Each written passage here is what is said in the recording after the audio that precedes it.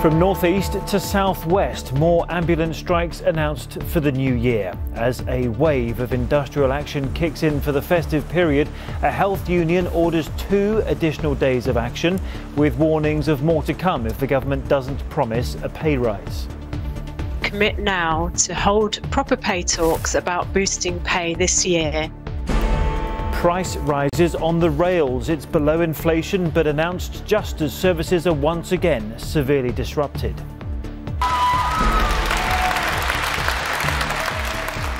The Scottish Parliament approves a new law to make it easier to change gender, but the UK government threatens to block it over concerns about women's safety.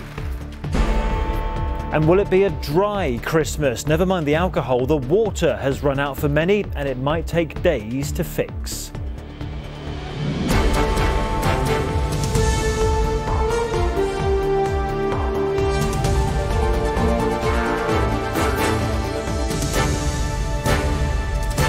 This is ITV News with Chris Shipp. Hello, good evening. If the end of 2022 feels like it's buckling under the weight of industrial action across the NHS and large parts of the transport network, then as it stands tonight, 2023 is not looking much brighter. 2 more days of ambulance strikes have been announced across much of England for the new year, and nurses are warning they too plan to walk out again. The government, though, continues to refuse to talk pay, as Libby Vina reports. An emergency service meant to help people at times of crisis, now facing a crisis of its own. After yesterday's action, the first in over 30 years, more strikes are looming. The Health Secretary is refusing to talk about pay. Union officials say it's the only way to break the deadlock. What we're asking for them to do is to commit now to hold proper pay talks about boosting pay this year so that we can start reversing some of the enormous pressures that have built up through having so many unfilled vacancies, through having so many staff who are leaving. Unison's action will involve ambulance staff in London, Yorkshire, the North West and North East, as well as the South West of England on the 11th and 23rd of January. Before that, paramedics and call handlers from the GMB union will take action across England and Wales next Wednesday, while the Royal College of Nursing is tomorrow expected to announce further strikes for January. Tonight, the Health Secretary said it was disappointing some union members were taking further action. Earlier, he hinted a better deal might be possible next year, but union leaders say the dispute is over this year's pay offer, and NHS managers seem to agree. This industrial action, as we understand it, is about this year's pay offer. It's not about negotiating for the future. And I think that what we've got to see is the government coming round the table to talk about pay. But ministers say it's not their job to negotiate directly. You cannot have an independent pay review process which takes the politics out of pay and then have politicians intervening in that process. Not only does it blow the process up and destroy the process, but it also means what happens in future years. Can that position hold? Ministers seem to think so. There were some more conciliatory words from the Health Secretary today when he tweeted that he was grateful for the work of ambulance staff. But it doesn't look like that gratitude is going to translate into a better pay offer, and these strikes now do look inevitable. Add to that the fact that the Royal College of Nursing tomorrow will announce there'll be more strikes by its members, and it looks like that the new year will see more disruption right across the health service. OK, Libby in Westminster, thank you. To another long-running dispute now, and after weeks of disruption on the railways, much of it caused by strikes, the government today announced that train fares in England would rise by almost 6%. Ministers insisted they capped it as it was scheduled to be a 12% rise, but for anyone commuting or training home for Christmas, that was cold comfort. Here's Ben Chapman. As passengers sought to squeeze in some pre-Christmas travel on a day without a rail strike. Have you asked for anything nice? Staff at Birmingham New Street were trying to bring some festive cheer. But you know what you don't want. But the news of unwanted price rises has left a sour taste in the mouths of travellers who've had to put up with all the disruption. It's just sticking the knife in, I think, because people are already struggling with the cost of living, and that's the whole reason for the strikes to begin with. I think it's ridiculous, to be honest. I think it should remain really, the same until when things are picking up. I'm like an avid public transport user. I commute from Birmingham to Manchester, and it's just like I'm considering getting a car because of how expensive and unreliable everything is. The increase of up to 5.9% will happen at the beginning of March. It'll affect regulated fares, including season tickets, some off-peak return journeys and anytime fares. It means a season ticket between Liverpool and Manchester will hit nearly £2,600, while commuters between Birmingham and London will now pay almost £6,500. It may have angered many travellers after months of disruption and strike action, but the government is claiming credit today for capping the price rises well below the level of inflation, describing it as a fair balance between the needs of taxpayers and passengers. But it is still the second highest increase on record, and both the passenger watchdog and Labour say it's poor value for money. That is more than many people's wages have been rising. And that's why many people up and down our country will be thinking that this is a sick joke. And with those crumbling services, what they needed at this point in time was a government trying their level best to insulate them from such brutal fare hikes. There are fears that train companies could increase unregulated fares by even more. And with more strikes planned in the new year, rail travel is unlikely to get much more reliable as it gets more expensive. Ben Chapman, ITV News, Birmingham. Right, healthcare trains are now to our borders. Passengers hoping to travel by plane from tomorrow are being warned they face long delays as Border Force staff walk out. Some airports are not ruling out having to close altogether. One of the 6 airports affected is Gatwick, where Martin Stew is tonight. Martin, what can passengers expect tomorrow? Well, the good news, Chris, is that most flights are expected to go ahead, but passengers are being told long delays are probably inevitable. And as you mentioned, the head of the Border Force refusing to rule out the fact that some airports may have to close for a while at least altogether. The strike itself is over pay and pensions.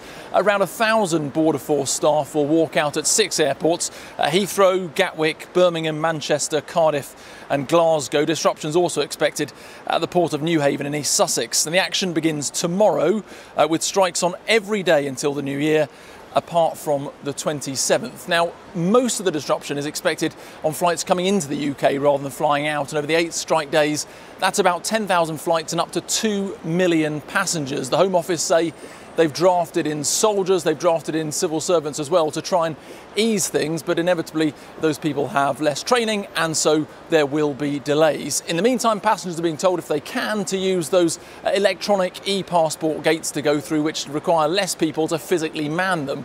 The only downside is children under 12 can't use those. So if you're travelling with a young family over Christmas, the advice would be pack lots of snacks and lots of activities. Good advice, Martin. Thank you very much. And if you head over to ITV's new streaming service, ITVX, and scroll down to the news section, you'll find a full guide on all the strikes affecting our railways, roads and airports over the Christmas period. Now, applause rang out around the Scottish Parliament chamber today as a new law was approved that will make it easier to change gender, removing the need for a medical diagnosis. But there were also jeers which sum up just how divisive this legislation has been. And the UK government has already said it may attempt to block the new law. Our Scotland correspondent Peter Smith reports. You're a man and I'm a woman. That's your opinion. Gender reform has been one of the most controversial debates in Scotland since the dawn of devolution, dividing people and parties. It seems to be the First Minister has not taken the people of Scotland with her on these issues.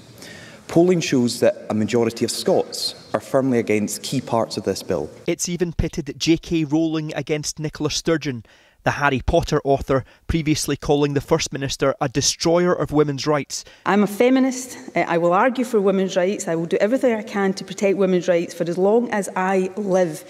But I also think it's an important part of my responsibility to make life a little bit easier for stigmatised minorities in our country. After debate and delay, finally today the Scottish Parliament voted. Yes, 86, no 39. There were no abstentions. The motion is therefore agreed and the Gender Recognition Reform Scotland Bill is passed. That vote brought cheers and jeers from those in the gallery. The next. And this is what changes. The age at which someone can legally change their gender will go from 18 to 16 in Scotland. The time required for people to permanently live in their gender before making the legal change will drop from 2 years to 3 months. 6 months if you're 16 or 17 years old. Also, you will no longer need a psychiatric diagnosis in order to apply for the certificate. Trans activist Heather has been pushing for this change for 6 years. It's a fabulous day. It's a wonderful day. What do you say to those women who are concerned that this will allow predatory men easier access to their spaces like changing rooms? I use female toilets. This change in the way you apply for a gender recognition certificate doesn't affect that in the slightest, because the legislation currently allows for those single-sex spaces to exclude trans people if there is a good reason to do so. Scotland is still divided, but the UK government has indicated tonight there could still be a legal challenge to block this from ever becoming law. The controversy is not over yet. Peter Smith, News at 10. The South London music venue where 2 people died following a crowd surge has had its licence temporarily suspended. Security guard Gabby Hutchinson and Rebecca Ikumelo were killed following the crush at the O2 Academy in Brixton last Thursday.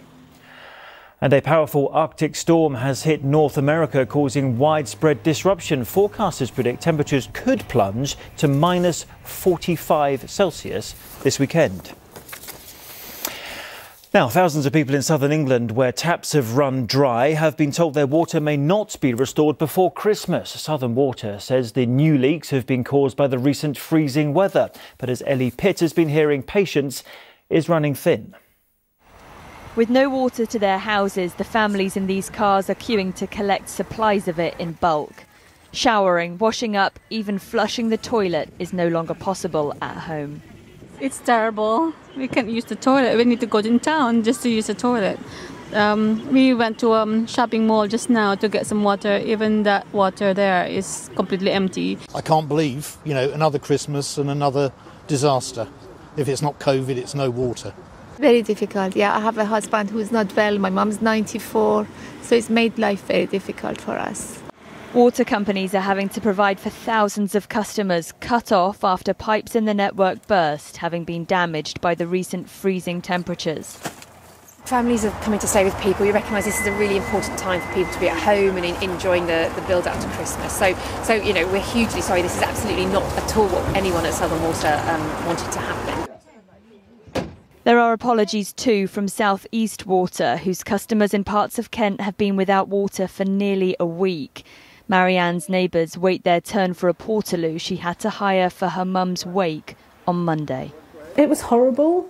We've been to celebrate her life and it was a wonderful, wonderful service. And then we walked down the drive and I'm saying, really sorry, but you need to go in there if you need a toilet and you can't wash your hands, you've got to sanitise. Southern Water have said they're working towards but can't guarantee that it'll be fixed by Christmas Eve at the latest. As the 25th inches closer, families in this part of the country are wondering how the outage will affect their plans. Ellie Pitt, ITV News, Eastleigh. Finally from me, a word we wouldn't normally use anywhere in the bulletin, but we will, following a charity auction in New Zealand. The money was raised after Prime Minister Jacinda Ardern called an opposition politician, and these are her words, not mine, an arrogant prick. Her insult was just about caught on microphones in Parliament last week, but the two political leaders signed the official record of the debate and auctioned it off for £50,000 for a prostate cancer charity.